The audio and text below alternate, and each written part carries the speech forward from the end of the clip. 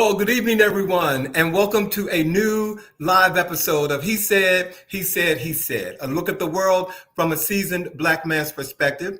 I'm your host, Alvin King, and it is Friday, September the 12th, and it is a beautiful day here in Washington, D.C. So thank you all for joining us this evening. Tonight, I want to take a moment to acknowledge the death of Charlie Kirk. Charlie Kirk was assassinated on Wednesday afternoon at a university in Utah. He was a conservative commentator, and he was also a proud supporter of Donald Trump and the MAGA movement. Now, let me be clear. I do not condone violence at any level, in any form, in any place. That is not who I am, nor what I stand for. But as a Black man, I will not allow myself to be sympathetic towards someone like Charlie Kirk, a man who openly carried disdain and hatred for people of color, for the LGBTQ community, and for anyone who did not look or believe like him. People would tell us that his rhetoric was simply freedom of speech. They'll ask us to glorify it, to see him as a patriot. Some might even dare to compare him to Dr. Martin Luther King, a man who lived and died for nonviolence and equality. But Charlie Kirk was none of that. He used every platform he was given to spew division. He once called the Civil Rights Act a mistake. He dismissed Justice Ketanji Brown Jackson as nothing more than a DEI hire. And that's just a fraction of the hateful words he left behind. So no, I will not mourn this man. My sympathy tonight extends only to his children who did not choose the life or the ideology that he forced upon them, but who now must carry his absence. We will not have a story about Charlie Kirk tonight on this show because our show, it will be completely uplifting and filled with love. So tonight I will end this piece of the show by saying, rest Charlie Kirk, rest Charlie Kirk. Now, in other news, the release of a trove of emails connected to Jeffrey Epstein has once again pulled back the curtains on a dark web of power, privilege, and secrecy. These communications are shifting or shining a harsher light on Epstein's long-term associate, Ghislaine Maxwell, and the secrets she worked so hard to conceal. As investigators continue to sift through these documents, questions grow louder about how far the influence of this scandal really reaches. To this, I say, keep your eyes open because everything else that's going on is a total distraction from this here, because there's some important earth-shattering information in all these documents. So don't let anything else distract you, ladies and gentlemen. So yesterday, America paused in reflection as it has been 20 years since the September 11th attacks, 20 years since a day that forever changed our country and the world. We remember the lives lost and the families shattered and the resilience of a nation that stood together in its darkest hour. 2 decades later, the memory of 9/11 still calls us to honor the past while striving for a safer, more united future. And tonight, again, we are here to celebrate, and this evening is all about celebrating creativity, vision, and impact. Our show tonight, we welcome a very special guest, Calvin Michaels, a true quadruple threat, singer, songwriter, producer, and creative powerhouse. Calvin has been breaking boundaries and inspiring audiences for many, many years. And in our We See You segment tonight, we will sit down with him for an in-depth conversation about his journey, his artistry, and his vision for what's next. This is Breaking Boundaries, the creative impact of Calvin Michaels. And we're so glad to have him here and you tonight. So again, we have an action-packed show. The guys are ready. I'm ready. So if you're ready, let's get on with the chat.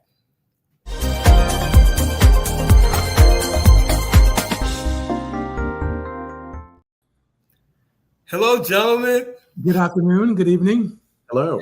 Happy Friday to you. Happy Friday. To you. being that the two of you are in DC, I hope you got a chance to enjoy this beautiful weather today. No, I've been in federal. I've been in federal jury duty all week.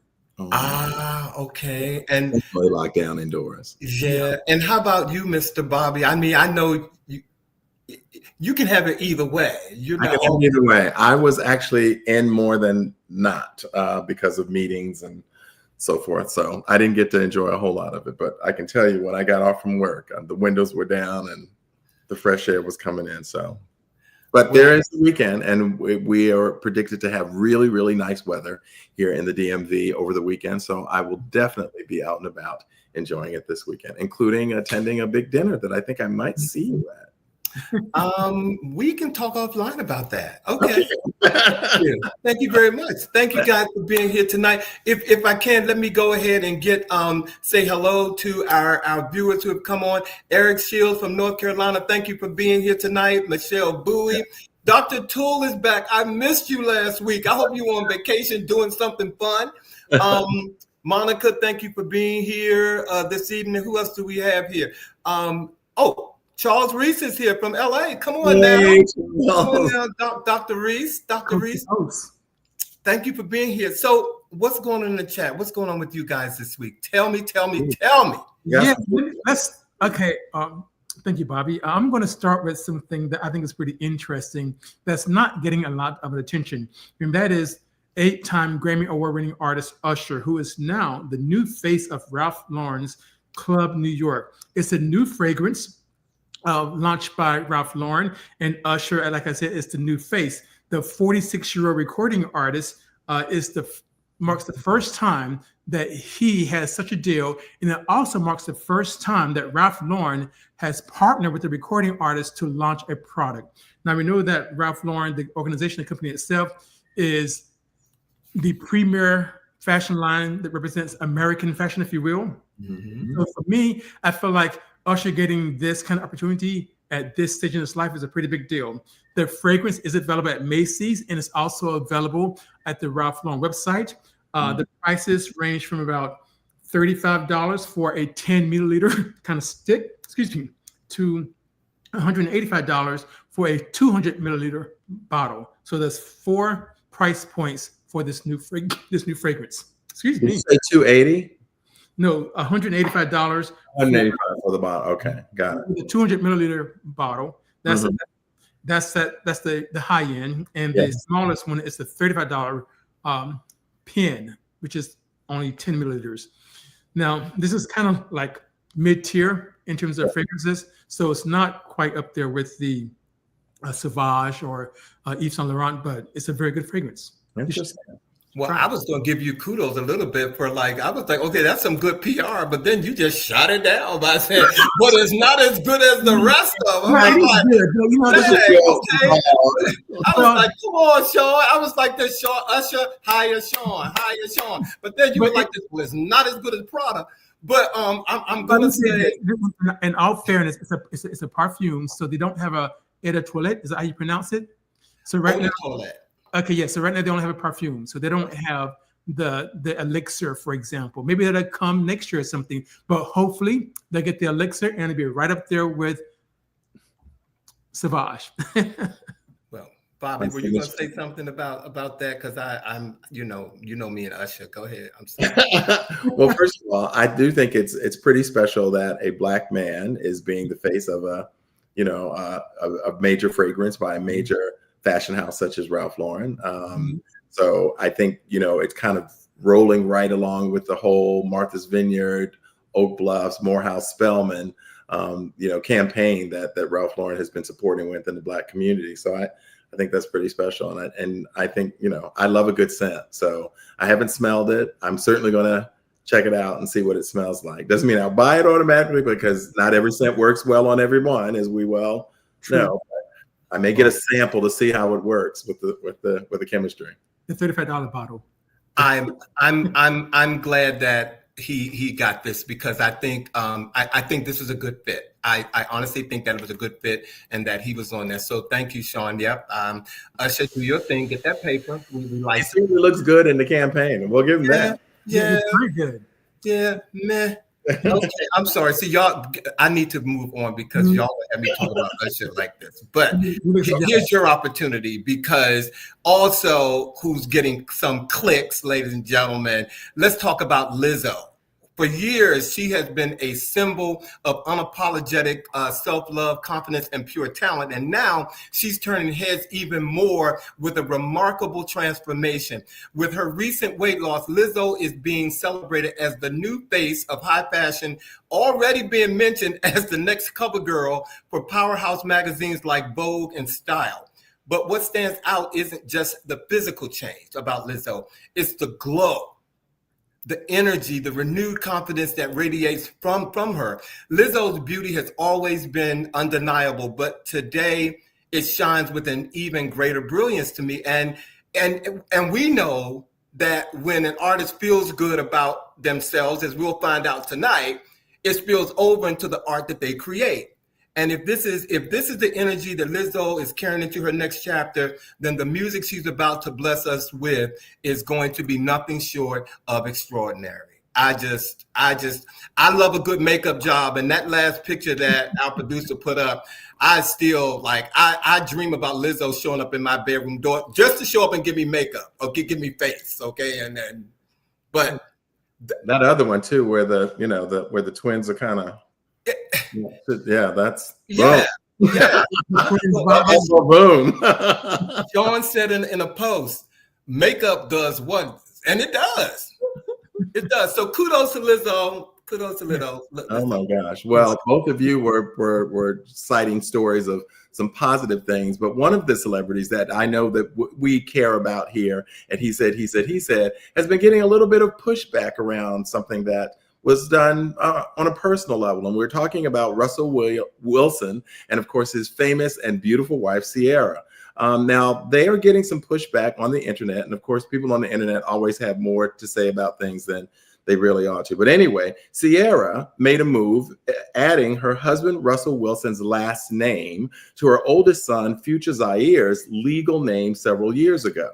Now, though it only became public recently during a post from the U.S. Open, a family shot that they did. Now, the 11-year-old still legally retains his biological father, Future's last name, which is Wilburn. So his full name is now Future Zaire Wilson. Wilburn. Wilson. So the change was highlighted, as I said, during this U.S. Open photo. And look at this lovely family. They are as gorgeous as one. I love it. And so there've been people saying, it's disrespectful to Future and all of this. And I just, I kind of have mixed feelings. First of all, I believe that I don't think anything like that could be done without, some kind of discussion and arrangement with him. We all have heard bits and pieces of their relationship. None of us would know all the details and specifics of it. But what I will say is that Russell Wilson seems to have taken this child in as if it was his birth child, like from the very beginning, before, because of course, when Ciara and Russell married, she had Future, and they have four additional children at this point, 3 additional children at this point. And from all that I have seen in terms of social media, or whatever, you can't tell you don't look at him and say he loves those kids in a different way. I think they are an extraordinarily beautiful blended family. And, I think as long as the husband is good with it and appreciates the fact that this other man has come into this child's life, I see it as a win-win, but people have too much to say about a lot of things. So I don't know what you guys think about it, but it's nobody's business. What Sean said, period. Well, they're beautiful. Period. Kudos to the family. Just, don't be trying to come down here trying to win a football game, Russell Wilson, okay? Because we will send you home back to New York like we did last Sunday. Commandersville. Okay, I'm sorry. Had to get that in. I'm sorry. Okay, moving right along. we know you love your Commanders, so I'm not going to you. Yes, it does. But this is a DC story. So for those of you who are not familiar with DC and its politics, we only have one representative in the U.S. House of Congress, and that is 88-year-old Eleanor Holmes Norton. She has been in that position, reelected every 2 years since 1991. Count them, 1991. She has announced recently that she is going to run again for her seat. But this time around, she is being asked by the DC Black Church Initiative to quietly step down. This is what the organization has said in the latest issue of Star Guys News. The DC Black Church Initiative, a coalition of African American faith communities dedicated to eradicating racial disparities, has issued a heartfelt and respectful request for Delegate Eleanor Holmes Norton to resign from her position at age 88. NBCI believes it is time for a new generation of leadership to take the helm in the fight for justice and equality. Yep. Ms. Holmes, she is to be respected because as the sole congresswoman for Washington, D.C., she has done some extraordinary things throughout her career. She marked the groundbreaking achievements and was a tireless advocate for the people of Washington, D.C. Before her tenure in Congress, she was appointed by President Jimmy Carter as the first woman to chair the U.S. Equal Employment Opportunity Commission. Her work as a civil rights and feminist leader, law professor, and board member of the Fortune 500 companies made her a national figure even before she entered public office. So again, let's give her kudos, give her her flowers now. But this marks a change in DC because there are gatekeepers when it comes to politics in DC. And for the Black church to call for her to step down, that's pretty significant. That's a shift. Wow. I'm first of all, our viewers have Monica Pleasant said it's time. Dr. Toole is just like, wow. Like really different, Dr. Toole. and Monica, I'm sorry, Alma, I saw your comment about people need to mind their business about Russell Williams and Sierra. You're absolutely right. But yeah, praise her for her work that she has done. But I think there should be a time limit on when some of these people who hold these prestigious seats should move on. And nothing against their skills. No, it's just that it's time. And so I wish the best for her, but I must give her kudos, like you said, on her accomplishments because yes, I echo that. I think that, the reason that we have elections is that the people that are being represented have the opportunity to voice their opinion through their vote, to have someone that they feel they connect to, someone who resonates their sentiments and all of that. And I'm not saying that she does not, because she certainly has, I think, represented the district with honor and distinction over time. But at 88, I don't believe that the number of voters who she's representing are necessarily connecting to her and articulate and that she is necessarily representing all of their thoughts, their issues and priorities and so forth. So, with all due respect, I think for anyone, there's only so much time that I think you should be in that leadership and pass the torch to others who have the capacity and the ability and the connection to be able to represent. Well, I'm glad that the Big Cheese is back, because the Big Cheese says something that I wanted to say. The Black church is irrelevant in all of this right now. I wanted to say that. I needed to first of all, I needed to say that through you, the Big Cheese. Because you want to say it, but you're not. But the Big Cheese. Because I'm not sure of what the Black church, their role in being so instrumental in getting her out of that seat. What is that saying? And maybe I need to do a little bit more homework on that. Yeah, but at face value, I don't know what that means. And so all I hear is like a car screeching right now. But think about this. DC still has a lot of Black churches, even though a lot. Okay. And I can see that even though the Congresswoman isn't really writing her own statements, she is putting out statements, and people who are in these churches are still saying, thank you, Congresswoman, for us and what have you. So the support is still there. So the Black church cannot be dismissed because in DC, there are a lot of them here, and people are still going either in person or online. And their endorsement matters. And within in terms of DC politics, their endorsement clearly matters. So that I think is now one can argue whether or not they should be speaking on it, but the reality of it is politicians go to churches when they are running for offices because they want those endorsements. They understand the power of those churches in this area in particular. So it's if they are free to endorse candidates and get people to go out and vote, I think they are also positioned to be able to say, we think it's also time for her to move. Now, and again, each congregant has their own vote. Right. Yeah. Well, you all made a believer out of me. Thank you for answering. The Big Cheese, you got me in trouble, but I thank you for that. And Marco May said that she should stay home and make cookies. Bad. Go to your room. Oh, what? Go to your room, Marco May. Go to your room. Making cookies for her. Look at Marco Mays. Come on now. Well, before we close the chat, I wanted to, if you guys don't know, I wanted to have a conversation about Billy Porter because he had to step away from the Broadway revival of Cabaret at the Kit Kat Club after being hospitalized with sepsis, a life-threatening infection that demands urgent care. Doctors are optimistic, though, about the production, are optimistic about his health, but the production will now has closed early, or will close early on September 21st. Billy Porter is more than a performer, ladies and gentlemen. He's a style icon, a trailblazer, and a fearless voice for the LGBTQIA plus community. From Pose to Kinky Boots, he's shown us that living authentically and boldly is the truest form of art. His red carpet looks and his unapologetic presence have changed culture itself. But sepsis is serious. I had to look it up because I had never even heard of it before I found out, guys.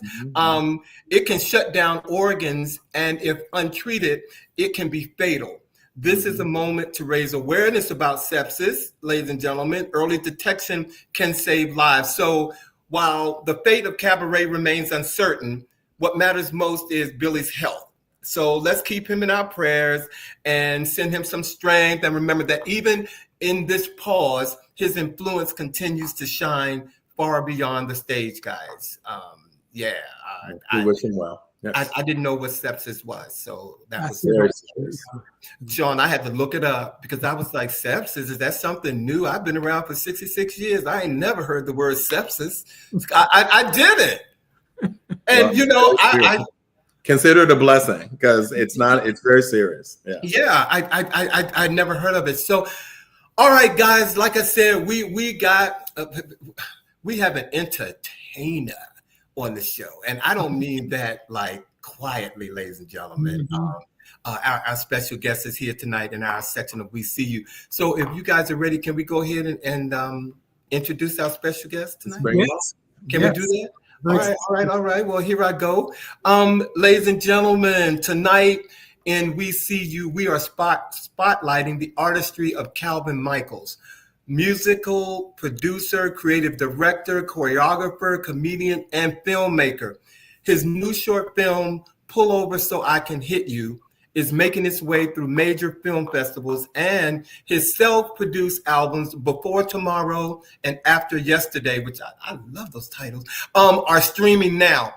From YouTube commentary on culture and politics to over a decade leading a top-ranked after-school program in DC, Calvin is proof that creativity can break boundaries and transform communities. So help me please welcome, for breaking boundaries, the creative impact of Calvin Michaels.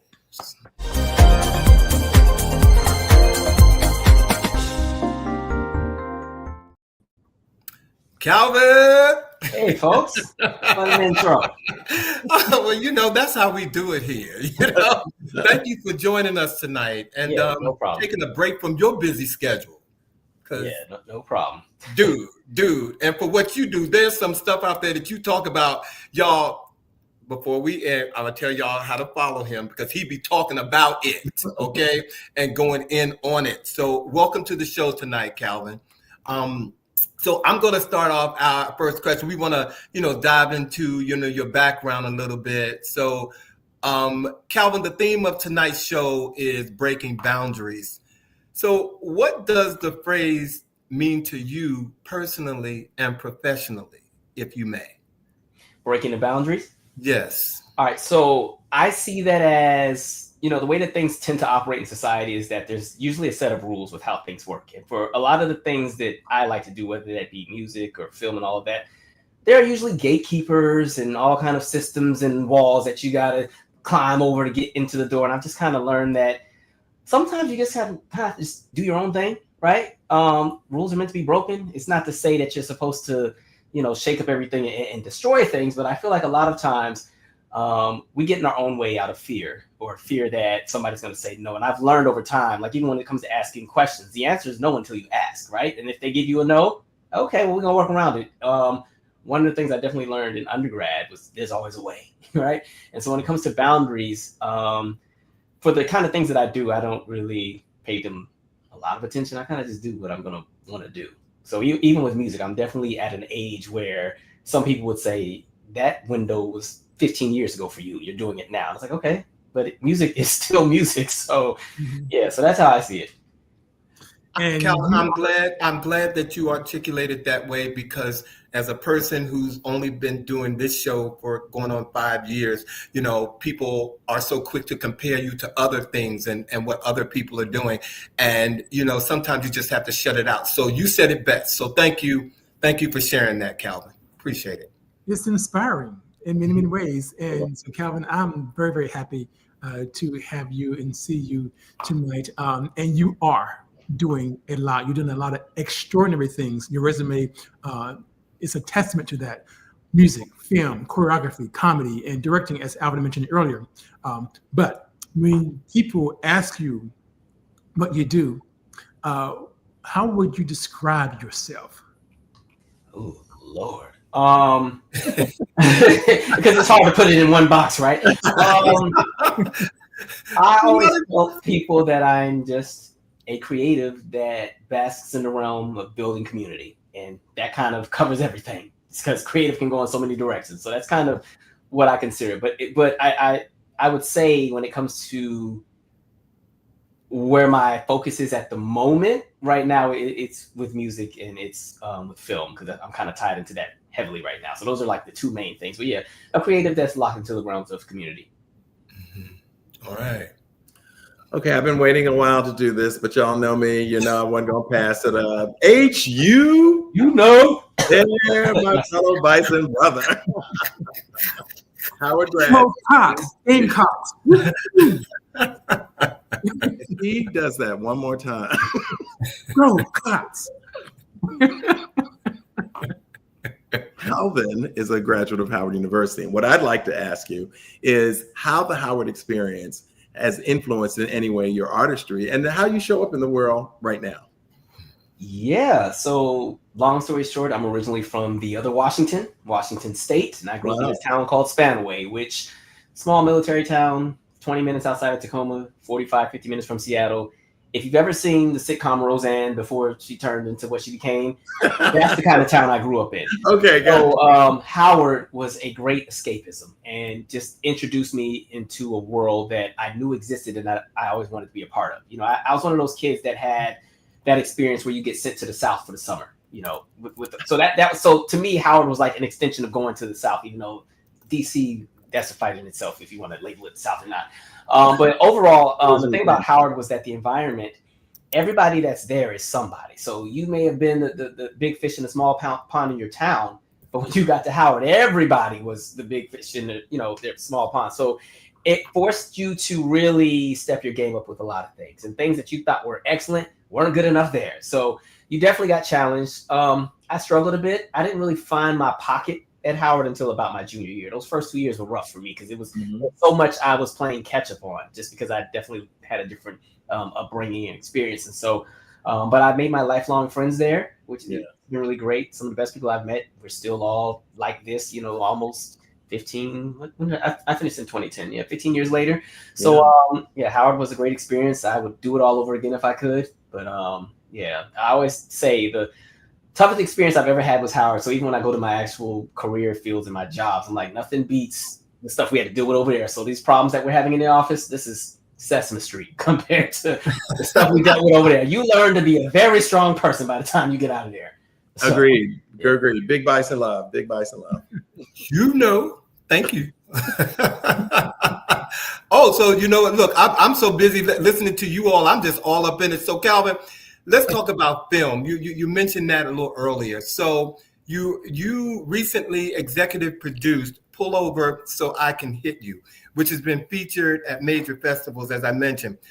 Briefly tell us about this project and share with us your experiences in what goes into executive producing a film that reaches this particular level.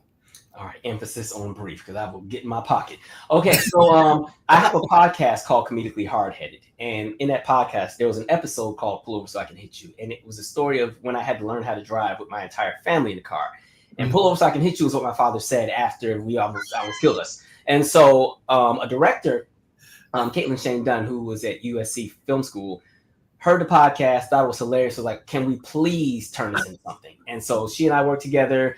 You know, we did all the logistics, and so she was going to direct. I would executive produce. Which I will say, if you wear the executive producer hat, just know you're the money person. So you got to really do a lot of your pre-production and make sure that's together, so that you're not spending additional money that you didn't plan on spending.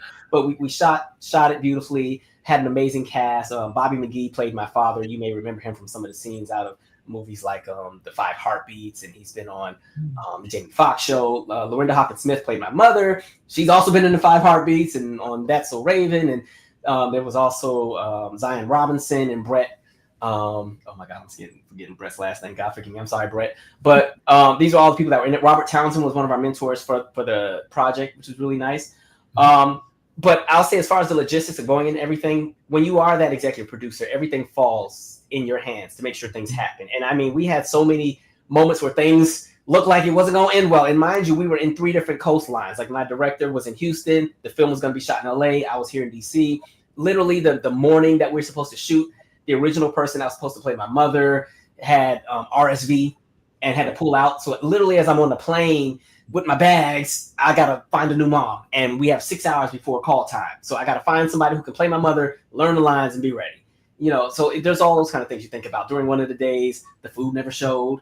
And you've got to pay for everything. You got to feed everybody. We had a child actor, so, you have to pay for a studio teacher. Even though we filmed during the weekend, there still needs to be an adult that's on set to make sure that child is okay. And you got to feed that studio teacher too. And so there's so many things you pay for, permits that you have to get, insurance. It's a lot of work behind the scenes. So it's really important to really lock in and do as much pre-production as you can before you get those cameras rolling. Because the worst thing is when you're on set or it's go time and there's something that hasn't been taken care of ahead of time that now you're trying to address, but you've already rented your sound stage and you have 3 hours. And so, you don't want your lapses in pre-production to cut into your production time, because then you still got to do post, which is another conversation. So yeah, it's a lot of work, but the payoff is worth it sometimes.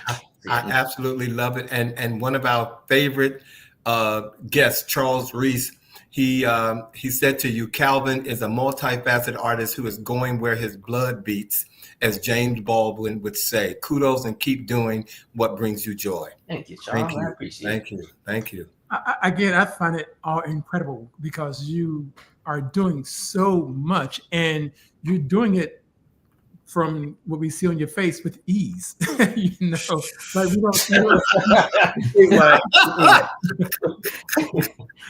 don't. But I know, and you mentioned your podcast, and of course, I listen to your podcast. But let me ask you this question: what were the biggest challenges you faced taking a podcast concept and transforming it into a short film? Yeah, so the podcast, the original episode was about 45 minutes. And with podcasting, because, I do the podcast where there's no camera, it's literally you play it on like a streaming device like Spotify or something. The audience can't see what you're talking about. So you have to paint the picture. And so with podcasting, you get all the time in the world to paint the picture and give all the details and all that stuff. With film, you show it, don't tell it. And so the challenge that you're going to run into, especially with that, is taking a 45-minute story and squeezing it into about a 10 to 15-minute window. And then we also reimagined the podcast episode and turned it more into fiction, but, you know, somewhat based on reality. So we actually introduced new characters, and we had to find a way to tell that story in a way where we could get everything out in that, you know, 10, 11 minutes, because we recut it down to about 11 minutes, used to be 14. And then, you know, have it well enough to be received well at different film festivals. And so that's the biggest challenge. And I was glad that I had my writing partner, Caitlin, a director to work with, because she was really good at helping me shift a lot of the ideas from the podcast into the script to make it presentable for film. A beast. A beast. So you talk about the films being received well during the kind of like the circuit festivals and so forth. So has seeing your work, being a part of these festivals and the circuit, has it changed in any way your perspective on your artistry overall? You know, it didn't really hit me until we were at the LA Shorts Fest in LA, and to see your work on the big screen, right? You're in a movie theater, and I'm like, okay. And when you hear that first laugh, because, you know, everything was centered in comic, when you hear that first laugh, because first of all, you're terrified because you're going up against other people who have their projects. They may have bigger budgets, you know, some of these people got $100,000 budgets. You know, I had about a fifth of that. And so you never know how your stuff will be received. So when you hear that first laugh, especially if it's at a spot where you wanted them to laugh and they laugh, you're like, okay, we're in here. And so, and you really spend the entire time like just scanning the audience, just where to laugh. Is somebody getting up to go to the bathroom type thing? So I think after that first screening, I realized, okay, we did good here, because you just never know, right? Yeah. You may think your stuff is amazing, but people will let you know if it sucks really quick, especially on the internet. So easily and quickly, yes. Well, ladies and gentlemen, I didn't want to, you know, give it away, but before we get into our next line of questioning about the musicality and the musicality of Calvin Michaels, we're going to play one of our favorite videos, ladies and gentlemen, from Calvin. It's called I Want.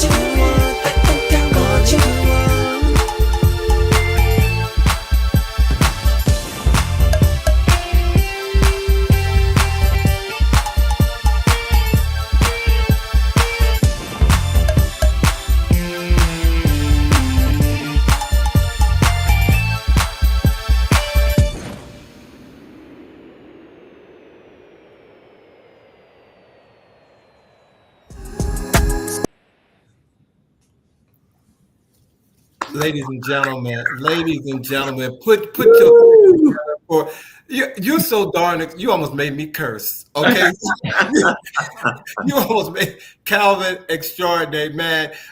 Look, for those of you who don't know, he is a choreographer. I've said, and Calvin, you also made a mark as a choreographer, as we can see. So, what unique challenges and or advantages do dancers face in today's era of performance and social media? Woo! I have so much to say, but I'm going to water it down. And it's honestly because I'm actually working on a project all about the experience of dancers. I'll say right now in modern times, the biggest challenge for people that dance professionally is that the money is just not there. And because the industry has changed, we're no longer in an era where, you know, the artists are not really doing concert releases with DVDs and concert specials and stuff as much. A lot of dancers used to depend on those residuals to help pay their bills. And so we're now in an arena where there's a lot of dancers who they'll be on some big name tours. I'm not even going to be messy and name anybody, but there are some who will be on big name tours that, you know, just rap and they're already working at Starbucks because, again, there's just not a consistent flow of money. That's one issue. Also, generationally, there's somewhat of a divide. A lot of the dancers that are a little bit, this doesn't sound old, but older as far as like 25 and up have kind of been in a battle where that's that last cohort of dancers that professionally trained. And now they have to compete with what you call the dancers that get on through something like a TikTok. And so what's ending up happening is when we had the pandemic, right? A lot of the people in the arts that were in unions, whether it be the actors on Broadway or actors in SAG, they all have unions to protect them. Dancers don't. And so a lot of dancers have been trying to unionize and make sure that they get paid what they're worth. But the challenge they run into is, unfortunately, if you get that kid that's 17 from Iowa that's so excited to just be in a room, they'll take any offer because it means they're going to be next to the big named artists. And so a lot of them have been able to come in. It's pushed out a lot of the people that are a bit more technical. And so even though a lot of the TikTok dancers are great on TikTok, they're not conditioned for tour. They're not conditioned to really do promotional runs. And then the artists run into issues. And then the labels are like, well, you got to use them because they're the people that got 200,000 people following them on TikTok versus the person that probably trained for 6 or 7 years in multiple studios. So that's just a taste of what the dancers deal with. But yeah, there's a lot going on that side. It's a lot. Thank you for giving us an insight into that, though. For those who are watching, who may have sons or daughters or even dancers yourself, and you wondering why things aren't moving the way you want, Calvin just kind of laid it out for you. Yeah, well, it sounds like we don't have a Tina Landon of today's generation. And those who know Janet, they know who Tina Landon is. And I know that Calvin knows who that is as well. Yeah. We love to push buttons around here. I'm telling you. Right. She's a well-known choreographer who's Yes, done, she is. Yes, so Who also appears in Janet's videos as well. So. that is true, and Sierra's videos. All right. Whatever. Okay, all right. My next question, Calvin. So again, you have 2 self-produced albums out recently. First one, Before Tomorrow, and After Yesterday. Now, how do you balance storytelling through movement versus music? Yeah, so I really like making very bright music, like music that's really energetic. But at the same time, I really have love for like music that sits in a smoother pocket. And so as I was working on this project, this is what you call the Today Project. And that's why the 2 albums are called what they're called, Before Tomorrow and After Yesterday. They both equate to today. Initially, it was supposed to just be one album. The music wasn't quite complementing, or as far as the songs, they weren't complementing each other because a lot of the music that's on Before Tomorrow is very dance heavy. I think a lot of my music, especially the up-tempos, I make a lot of the songs with the idea of choreography in mind, right? And so that's one aspect. And I feel like stories, you can always tell them by just people connect with your stories with how you make them feel. And so I said, in the same way that I want people to feel energetic or feel bright with the more up-tempo songs on Before Tomorrow, I still want people to understand like the aspects of like love or the aspects of just life in general with the songs that are a bit more smoother on the After Yesterday project, or even the latter songs at the end of Before Tomorrow, where the songs that are a bit more thought-provoking or, you know, that really center in social commentary. So I kind of just jump into everything, right? I think I consider my music to be very bright, but I think a lot of the material I have is also, it's jumping into life. It's jumping into what's happening in current world affairs, but it's also jumping into relationships and depression and happiness and family and all that kind of stuff. So it's a little bit of everything. I just like to make the dance music videos because I still like to dance. So that's what that's about. So yeah. Me too. I like to dance still. Mm-hmm. Calvin, as an educator and in that world of education, AI is really something that's very controversial, but I also know that it impacts the creative world as well. And so I'm kind of curious on your thoughts on the potential impact of AI on the music industry and, just creators like yourself in general. Like how do you anticipate AI impacting the work? Yeah, I'm not trying to sound like somebody's grandpa, but unfortunately AI is here and we got to deal with it. But I am not a fan. I don't like it. And I think I'm just going to say I'm tired of all of the things that people invent. It's always something we never asked for. And then it's always something that eventually negatively affects other people, right? Mm. So as far as AI in music, you're now seeing this urge to almost replace artistry and replace artists with AI because it's cheaper. You don't have to pay people residuals. You don't have to do a bunch of things. But even on the creative aspect, because now there are songs that are literally being 100% created by AI. And the worst part is it's being created through real music that's been fed into that system. And so AI is literally stealing its sound and everything else from actual artists that are making music. One of the challenges that I've run into with pushing this current project as far as getting on some of the curated playlists, because I do think with a lot of the music that I make, I kind of make stuff that doesn't necessarily follow whatever the current trend is at the moment.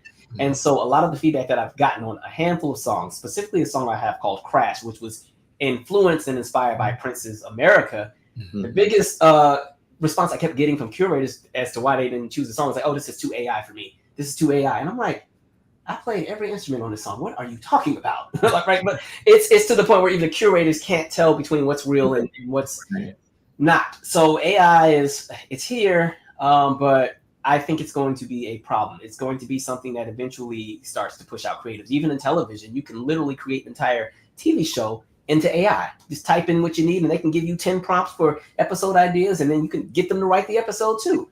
So yeah, as a creative person who believes in art, I'm not a fan. That's just where I'm at. No, thank you for that. And point taken. All right. So Calvin, we're going to move into, because again, you're a threat buddy and you've done a lot of community outreach in your tenure. So actually, I read that you spent 11 years directing a nationally acclaimed after-school program. Can you share with us what that organization was all about, the work you did there, and why it was so meaningful to you? Yeah, so I actually ran an after-school program here in the DMV. And with the organization, I can't say the name, but you guys can figure it out.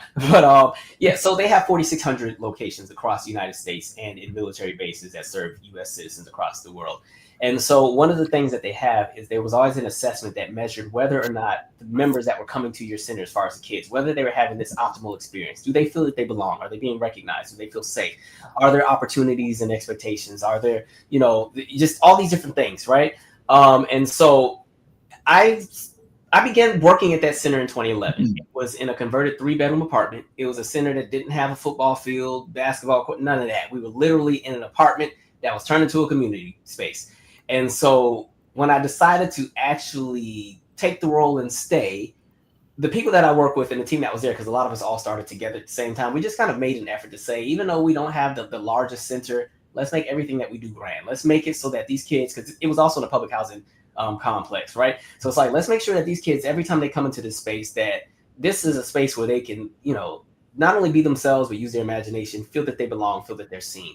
And so I did a lot of partnering with community organizations, agencies to make sure that even though we didn't have all the bells and whistles, everything would still come to our door. And so the kids got every experience in the world. They probably met every NBA player, every NFL player. We were on the Today Show. They got to meet Barack Obama and do a scavenger hunt with him. And I mean, I was terrified because, Secret Service don't play. One of the kids was ready to jump on his back. I was like, so the kids have had every experience in the world. And I think what was beautiful about it was that I had the same cohort of children the entire time. The neighborhood that they lived in had a waiting list for families to move in. And so there weren't a lot of families moving into the neighborhood. And so the kids that I started with in 2011 were still there when I transitioned out in 2022. And what's crazy is I'm still connected to that center, right? I literally just dropped off one of my old kids to college 2 weeks ago. But I've had, and I'll say also, I was 23 when I started. So some of these teenagers at the time really weren't kids. They were almost my peers, right? I'm 23. Some of these ones that are 17, 18. So some of the oldest that I've worked with are now 29, 30, 31, right? So the beautiful thing is you get to see the outcome of your work. And so a lot of the kids that have come out of the center are doing exceptionally well. You love to see the generational impact. And as far as the ranking with the organization, with that assessment that they had, we ranked number 4 in the country out of those 4,600 sites in 2016. And then in 2017, 2018, we ranked number 1. And then pandemic, we went back up to number 1 again in 2021 and 2022, which was really, really cool. Because again, this was not the center that has all the bells and whistles. And the results are, again, this is coming from what the kids there felt about their space. So that was the good thing. You know that you're loved. So yeah, that was really great work that I enjoyed doing. Thank you. Thank you. I personally don't believe that you can separate community from art and artistry, and you can't separate artistry and art from community. So that is my belief. But I use a lot of it with the kids. I had a web series before. The kids was in one of the episodes. We did lots of. I will say we did a lot of music. I taught music there as well and taught dance. Because you gotta be no football field, no swimming pool. You better. These kids need something to do. All right, well, y'all about to learn. You got to learn the routine from one of these music videos. Come on, y'all. Yeah. Well, again, so you were a leader. So with that, so what role do you think that artists and cultural leadership play in helping communities, especially help them thrive? Yeah, because I really think the best of the best when it comes to art is built out of the culture that's built in communities, right? As long as you're always in community, your ear's always to the street. Your ear's always and your eyes are always going to know what's that next great thing. How do you end up getting, what I always say, when you look at a lot of the greats, especially those in music or even TV and film that had their heyday in the 80s and the 90s, maybe even early 2000s, what you notice is so many of them are tied and connected together. So when you think of the story of like Salt and Pepper, working at Sears, and who else worked there? Kid and Play, Martin, all these different people who, again, community. The thing is that as you're climbing up, you're supposed to bring everybody with you. And so I've always looked at anything I do, especially in the arts, as like a horizontal journey. So even if I'm in a room with somebody who definitely is a legend in the game, this is not to sound cocky or anything, but I recognize that as much as I probably need them to get a foot in the door, there's probably something that they could benefit from my end on as well. So what can we collaborate on? I'm not somebody who's overly ecstatic to be in any room because I feel like I'm already supposed to be there.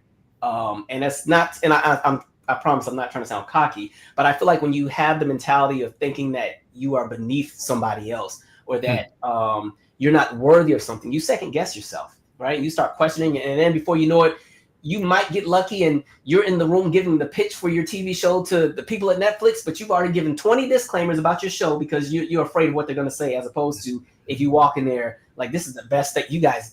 You're missing out if you don't lock in on this. So As far as arts and community, I think it all ties together. And I think for artists, again, it's always important to remember where you come from. As somebody who is not from DC, but has lived here since they were 18, one of the first things and one of the lessons that my family had taught me, because I do have family here, is they said, get your Howard experience, but also get your DC experience and become a part of something. And so even though I don't technically qualify as a Washingtonian, I feel like my hand and footprints are all over the city. Because I locked in with community, locked in and wanted to belong. I didn't come here and try to change stuff and make it fit to what I came from, because, a lot of people they move here and start erasing elements of the culture that was already established before we got here. So that's kind of how I move on that. Thank Calvin, you. You've been very open about your journey of navigating the loss of a parent. And that's something many of us know. But can you share with us how and in what ways it's impacted your artistry and your experience? What's crazy? I always say, like, dang, my father passed right before everything took off for me. Around the time he passed, I started the YouTube channel. We had done the web series, but other than that, I was really in a place in life just trying to iron stuff out. The stuff was just not working out. As much as I loved working with the kids, we know that when you do community work, the payout, you get just enough to get by, right? You get paid in increments of struggle. So I was kind of down bad. But I will say that I remember being at the funeral. And it was a weird day because I didn't cry or anything, which kind of threw me off. I thought I was going to be in there snot crying. But I was so reflective that day because I remember sitting and his casket was right in front of me. And I'm like, I kept thinking like, dang, life is so short. I got to really get it together when I get back home. When I get back, I'll do this, I'm going to do this. I literally I got back home. I applied to film school. got rejected 5 times, but it's okay.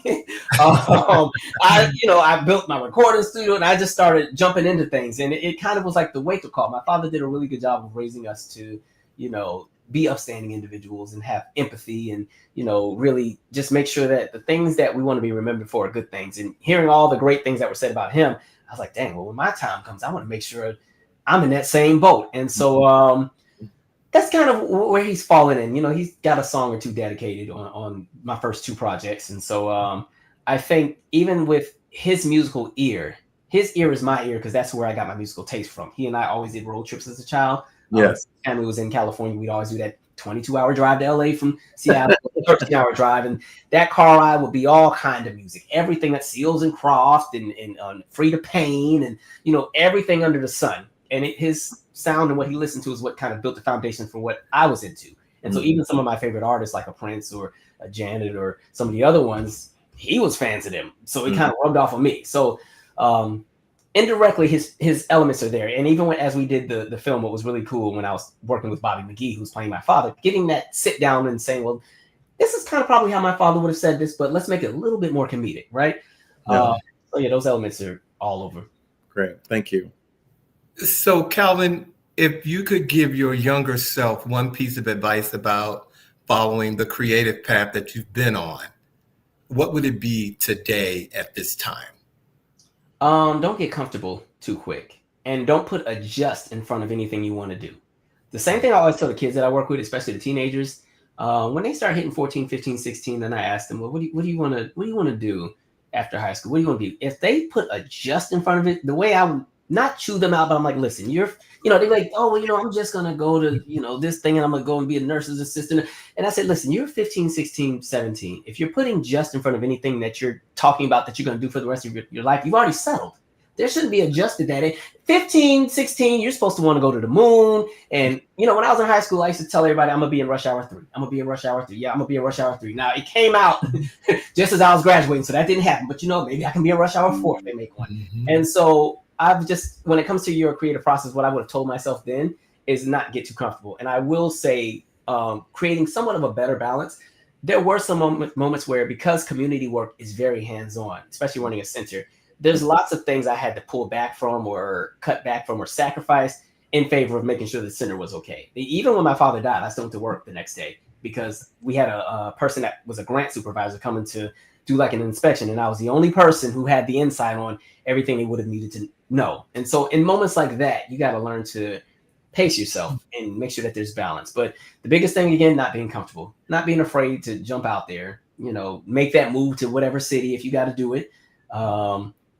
Sell yourself, submit that song, even the work that you put out. If you believe in it, send it out there. So that's kind of where I would be at. I think we spend so much time afraid of the response or afraid of the failure. And either way, whether you fail or not, at least you did it. And there's nothing worse than looking back on something and you're in shoulda, coulda, woulda mode, right? So, yeah. Well, thank you. This kind of sets me up, ladies and gentlemen. We have one more selection from Calvin Michaels, and this is so wow. This is kind of serendipitous because you talked about your dad and the era of music that inspired you. And when I heard this song, this is one of my favorites. It's called "So Good." And after we play it, Calvin can kind of give you a brief, tell you about the song. So, ladies and gentlemen, "So Good" by Calvin Michaels.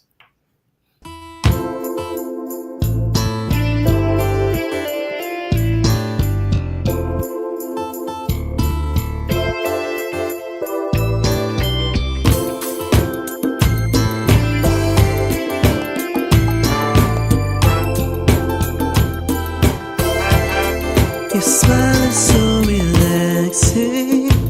It's like diamonds, and though you're so much more to me, I get stars in my eyes when I see that we can grow and let the laughs hold us. It's beauty by design. It's happiness inside. Take a look, it was just destiny.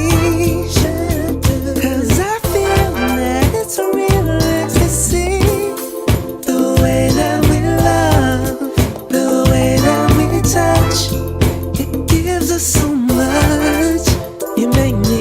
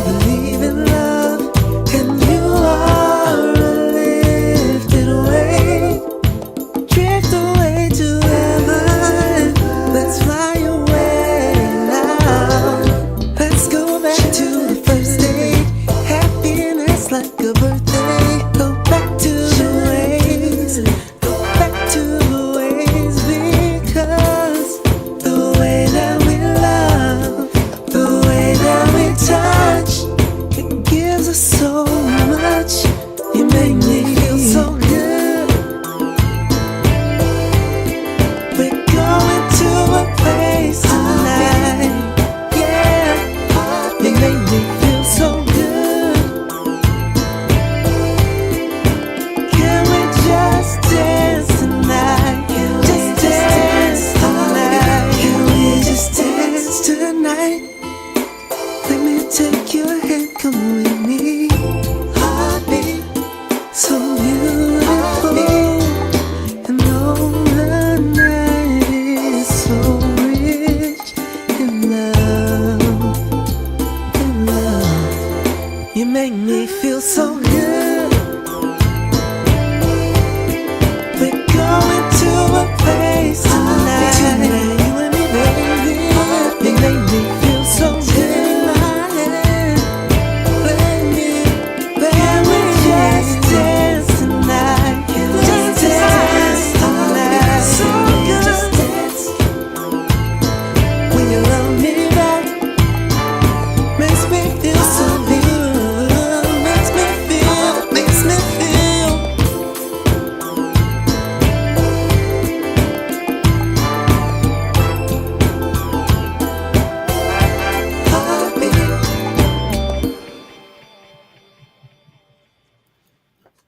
Ladies and gentlemen, So Good by Calvin Michaels. Calvin, briefly tell us a little bit about that song before we close out with you tonight.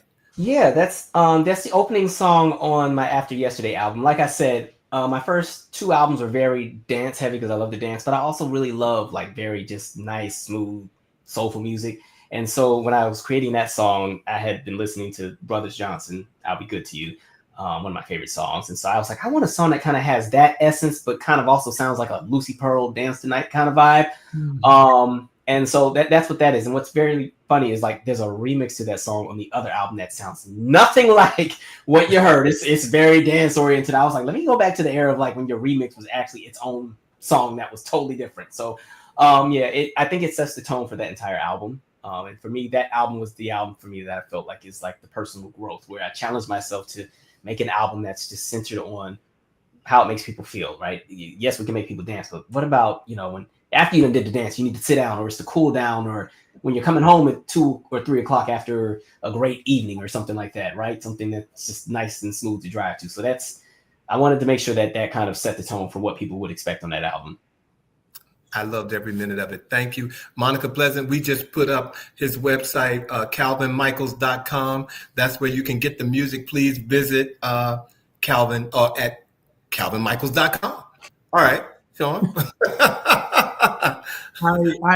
I miss the remix era, particularly from the 90s. So I'm glad that an artist is going back to that, where you can have a song that have 2 different versions to it. But anyway, that's a sidetrack.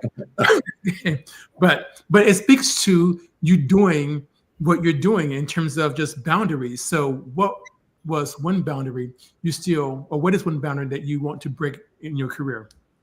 So I actually have a desire to make music for other artists. I kind of look at my music as just a resume, where if somebody's like, oh, what can you do? Well, here we go. But as far as boundaries, I think people have lost the plot with music. They forget that music is timeless. And so people have gotten into a space where the music industry is centered and only focused on that 25 and down crowd. If I were able to get into some of the spaces that I would like to get into, I would actually like to produce music for a lot of the artists that are seasoned, the people who were a bit more popular 20 and 25 years ago. And I say that because a lot of these acts are constantly still in the studio or trying to get out there, but younger producers don't want to give them their good material because it's like, okay, we heard, I'm trying to think of an example. I don't know. We heard In Vogue, we got 3 of them back. I don't think we're going to get Don, but it's 3 plus 1. If In Vogue says they're in the studio right now, most current young producers aren't going to want to work with them because they want to give their good material to, I don't know, somebody that's a bit more current. And I think what that has done is it's closed off the opportunities that were there. I just remember growing up and there were tons of artists that were definitely in their 40s, 50s, 60s that were still on the radio. Like as a child, we didn't look at somebody like a Tina Turner or a Patti LaBelle or an Aretha or Luther was younger, but some of that, we didn't look at them as too old for music. if it sounded good, it sounded good. One of my favorite songs growing up was Patti LaBelle, Feels Like Another One, right? New Jack Swing, like that's the period of those early, kindergarten years for me. And so I think one of the boundaries that I would like to break is just that idea of keeping people that have a passion for music locked into a bubble where after 25, there's not a shot for them. Because I think a lot of people don't even come into their own as an artist until after that age. I didn't drop my first album until I was 29.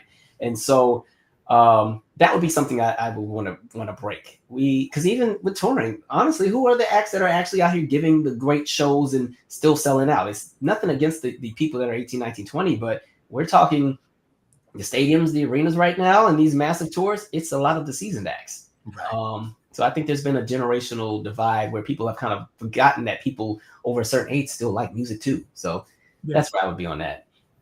Well, Calvin, of course, we don't want to let you go. And we have gotten to the end of our interview with you. And so before we do that, I have, told folks that they can go to calvinmichaels.com. And I told them that you can go to your IG. I think we put your IG account up there. But is there any place else that you would direct people to find your music and more about Calvin Michaels? Yeah, so my music is on everything that you can stream on. Now you can purchase also on iTunes or Amazon, but if you search Calvin Michaels on Spotify, Tidal, Apple Music, all those different things, my stuff will pop up. YouTube also creates the music profile stuff too, so you can even just literally type in on YouTube, my music will pop up. And then as far as like all my socials, everything, you literally just type in Calvin Michaels, I pop up. If you go to the calvinmichaels.com website, all of my socials are on there as well. But my username for all my socials under Calvin Michaels is just Give Me a Beat, GIMMIEABEAT. That's for Instagram, Blue Sky, Threads, Twitter. So yeah, I'm pretty accessible. So yeah. Well, Calvin Michaels, thank you for being. We're not even gonna we're gonna close the show with you because you're like family. You've been on here so long with us tonight. So thank you, Kendall, for joining us tonight. But again, want to thank you for being here with us tonight. You are just absolutely amazing. I expected nothing less because you are true. When you're walking the room, you know that you're supposed to be there, and I get it. I totally get it. Ladies and gentlemen, next week we will be live again, and we have a new live show for you guys. We will have author Michael Caine here to talk about his new book, A Child of God, and he will be here on Friday, September the 19th. And we can't leave without giving you our words of the week. There are two things we get every day when we wake up: a chance and a choice. It can't be any more simpler than that. Okay, so thank you, Bobby, for sharing those with us tonight. Ladies and gentlemen, again, thank you for being here with us tonight. Thank you, Calvin Michaels, for showing up and showing out and sharing with us. Bobby and Sean, love you guys. So until next week, ladies and gentlemen, take care of yourself, and we'll see you on the next new episode of He Said. He said. Oh, right. What was that? Have a good night. Again, thanks for being here, Calvin. Appreciate you. Mm-hmm.